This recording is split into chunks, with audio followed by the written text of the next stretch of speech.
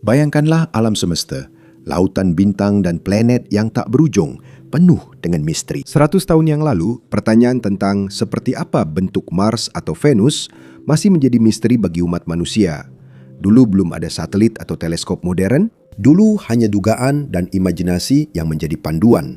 Namun sekarang, berkat ilmu pengetahuan dan teknologi, kita sudah bisa mengintip rahasia planet-planet di tata surya kita. Kita tidak hanya bisa melihat permukaan mereka, kita juga bisa mengetahui komposisi, suhu, dan fenomena unik yang ada di sana.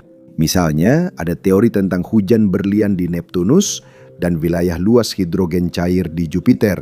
Ide-ide ini didasarkan pada pengamatan dan model fisika yang digunakan oleh para ilmuwan untuk menjelaskan kondisi ekstrim di planet gas raksasa.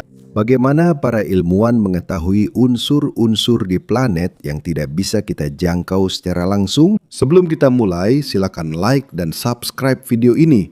Itu sangat berarti bagi kami para pembuat konten. Terima kasih, dan sekarang mari kita mulai. Salah satu cara terpenting adalah spektroskopi. Setiap unsur, dari hidrogen hingga besi, memiliki sidik jari unik pada spektrum cahaya. Ketika ini terlihat pada cahaya dari planet atau bintang, kita dapat menentukan komposisinya. Di pusat tata surya kita adalah matahari. Inti matahari dengan radius lebih dari 150.000 km mencapai lebih dari 15 juta derajat Celcius. Disinilah terjadi fusi termonuklir, proses yang mengubah hidrogen menjadi helium dan menghasilkan energi yang memberikan panas dan cahaya ke seluruh tata surya. Di sekitar inti terdapat zona radiatif, di mana energi secara perlahan dipindahkan melalui radiasi. Di atasnya terdapat zona konveksi, di mana plasma panas naik dan turun seperti lava yang mendidih. Permukaan matahari yang terlihat disebut fotosfer, yang memiliki ketebalan sekitar 200 km. Di atasnya terdapat kromosfer, wilayah transisi, dan korona. Kromosfer memiliki ketebalan lebih dari 2000 km. Di sini, gas bergerak dan filamen besar terbentuk yang dikendalikan oleh medan magnet matahari. Terkadang, filamen-filamen ini terlepas dari permukaan dan mencapai ratusan ribu kilometer ke luar angkasa. Setelah itu ada wilayah transisi, sebuah lapisan tipis di mana suhu meningkat dengan cepat. Di bagian terluar adalah korona, sebuah halo yang sangat panas yang suhunya mencapai lebih dari 1 juta derajat Celcius. Karena panas yang sangat tinggi, hidrogen dan helium kehilangan elektronnya. Oleh karena itu, radiasi dari unsur-unsur seperti besi dan kalsium menjadi lebih dominan. Baru-baru ini, misi Parker Solar Probe milik NASA menjadi bersejarah. Ini adalah wahana antariksa pertama yang berhasil memasuki atmosfer luar matahari. Misi ini memberikan informasi baru tentang angin matahari dan kondisi ekstrim di sekitar bintang kita. Sekarang mari kita beralih ke planet terdekat dengan matahari, Merkurius. Di bawah kerak tipisnya terdapat inti besar dari besi cair dan nikel yang membentuk hampir 85% dari radius planet ini. Namun, medan magnetnya sangat lemah. Kekuatan medan magnetnya hanya sekitar 1% dari kekuatan medan magnet bumi. Mengelilingi inti adalah mantel yang terbuat dari batuan silikat, sementara keraknya memiliki ketebalan sekitar 26 km. Permukaan Merkurius juga dipenuhi dengan kawah-kawah besar dan jejak tabrakan kuno dari asteroid dan komet. Karena hampir tidak memiliki atmosfer yang tebal, kawah-kawah yang terbentuk miliaran tahun lalu masih tetap terlihat di permukaannya. Satu lagi keunikan Merkurius adalah kecepatannya. Ini adalah planet tercepat di tata surya. Merkurius bergerak dengan kecepatan 47 km per detik saat mengelilingi matahari. Karena kecepatannya yang luar biasa, Merkurius menyelesaikan satu orbit penuh hanya dalam 88 hari bumi. Meskipun merupakan planet terdekat dengan matahari, Merkurius bukanlah planet terpanas karena tidak memiliki atmosfer tebal yang dapat mempertahankan panas. Karena hal ini, perubahan suhu di permukaannya juga sangat ekstrim. Bagian yang langsung menghadap matahari sangat panas, sedangkan bagian yang berada dalam kegelapan sangat dingin. Selanjutnya adalah Venus, planet yang diselimuti oleh awan tebal. Dengan bantuan teknologi radar dan pesawat luar angkasa Magellan, para ilmuwan berhasil membuat peta rinci dari hampir 98% permukaannya. Menurut model saat ini, Venus memiliki 3 lapisan utama. Di bagian paling dalam terdapat inti besi yang membentuk hampir seperempat massa planet tersebut. Karena tidak memiliki medan magnet yang kuat, inti planet ini diyakini padat. Di sekelilingnya terdapat mantel yang terdiri dari batuan silikat. Dan di bagian atasnya terdapat kerak yang tebalnya sekitar 50 km. Sekarang mari kita pindah ke bumi, rumah kita. Di tengah bumi terdapat inti dalam yang padat dan inti luar yang cair. Keduanya kaya akan besi dan nikel. Pergerakan inti luar yang menciptakan medan magnet di planet kita. Di sekelilingnya terdapat mantel dengan ketebalan hampir 2.900 km dan membentuk sebagian besar volume bumi. Panas yang luar biasa di mantel mendorong pergerakan lempeng tektonik dan letusan gunung berapi. Di bagian paling atas terdapat kerak dengan ketebalan antara 5 hingga 70 km, tergantung apakah berada di bawah lautan atau benua. Sekarang mari kita terbang menuju Mars, planet merah. Melalui wahana InSight, para ilmuwan telah mengumpulkan data dari lebih dari 700 gempa Mars untuk mempelajari struktur internal planet tersebut. Ditemukan bahwa Mars juga memiliki kerak, mantel, dan inti. Intinya berbentuk cair dan mengandung campuran belerang, oksigen, karbon, dan hidrogen, selain besi dan nikel. Di sekelilingnya terdapat mantel dan litosfer tebal yang mencapai 700 hingga 800 km lebih tebal dibandingkan litosfer bumi. Kerak Mars memiliki ketebalan 24 hingga 72 km dan mungkin mengandung jumlah unsur radioaktif yang tinggi.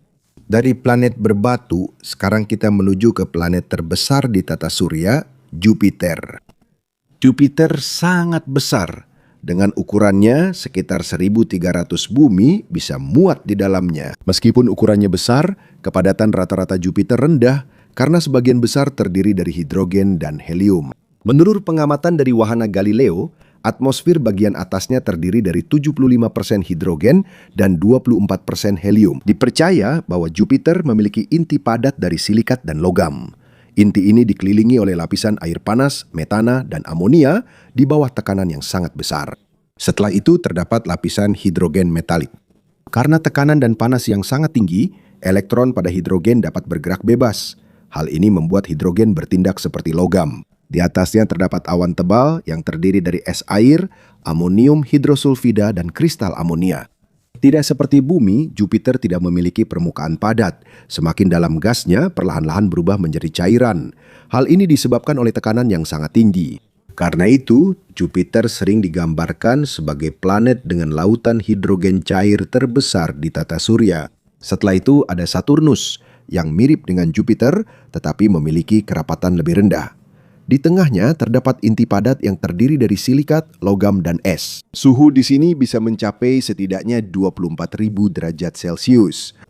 Yang juga mengagumkan adalah Saturnus memancarkan lebih banyak energi daripada energi yang diterimanya dari matahari. Saturnus memiliki kerapatan terendah di antara semua planet. Secara teori, jika ada lautan yang cukup besar, planet ini bisa mengapung. Saturnus paling terkenal karena cincin-cincinnya. Meskipun diameter cincin-cincinnya sangat besar, cincin-cincin itu sangat tipis dan terdiri dari es serta partikel-partikel batu kecil. Selanjutnya adalah Uranus. Seperti Saturnus dan Jupiter, Uranus juga memiliki inti padat yang terbuat dari batuan silikat. Inti ini dikelilingi oleh lapisan es dan gas. Ada beberapa ilmuwan yang percaya bahwa Uranus mungkin tidak memiliki inti padat sepenuhnya. Di dalamnya, pergerakan hidrogen metalik membantu menciptakan medan magnet planet ini. Planet ini juga memiliki sistem cincin yang gelap dan tipis yang terdiri dari partikel-partikel kecil dan debu. Dan di ujung perjalanan kita adalah Neptunus. Strukturnya mirip dengan Uranus. Intinya terdiri dari besi, nikel, dan batuan silikat. Sementara mantelnya kaya akan air, amonia, metana, dan senyawa lainnya. Meskipun disebut raksasa es, bagian dalam Neptunus tidaklah dingin. Mantelnya terdiri dari cairan yang sangat panas dan sangat padat. Semakin menjauh dari inti, materialnya secara bertahap berubah menjadi atmosfer hingga mencapai lapisan luar yang suhunya hampir minus 200 derajat Celcius. Namun, ada satu fenomena di Neptunus yang sudah lama membangkitkan imajinasi manusia, yang disebut sebagai lapisan berlian. Di bawah tekanan dan suhu yang sangat tinggi, molekul metana terpisah dan melepaskan karbon. Karbon ini terjepit dan berubah menjadi struktur kristal yang mirip berlian. Saat kristal-kristal ini jatuh ke dalam planet, kristal-kristal itu bisa meleleh kembali karena panas, menciptakan siklus hujan berlian yang berulang-ulang. Melalui ilmu pengetahuan, observasi, dan penjelajahan luar angkasa, kita secara bertahap mulai memahami planet-planet yang membentuk tata surya kita. Dan semakin banyak yang kita temukan tentang dunia-dunia ini, semakin kita memahami tempat kita sendiri di alam semesta yang sangat luas ini. Semakin dalam kita mempelajari planet-planet, semakin kita memahami betapa rumit dan menakjubkannya tata surya kita. Mulai dari badai raksasa di Jupiter, dunia yang membeku di Neptunus, hingga panas ekstrim di Venus, setiap planet memiliki sejarah dan struktur uniknya sendiri yang terbentuk selama miliaran tahun. Dan dengan setiap misi, teleskop, dan wahana antariksa yang dikirim umat manusia keluar angkasa, kita semakin banyak menemukan misteri tentang asal-usul dunia-dunia ini, termasuk juga asal-usul planet kita sendiri. Mungkin di masa depan kita juga bisa menjawab beberapa pertanyaan terbesar umat manusia. Apakah ada kehidupan di dunia lain? Dan apakah kita benar-benar satu-satunya peradaban di alam semesta yang begitu luas? Tapi untuk saat ini ada satu hal yang pasti jelas. Tata surya bukan hanya kumpulan planet. Ini adalah laboratorium kosmik yang sangat besar yang masih terus kita pelajari hingga sekarang.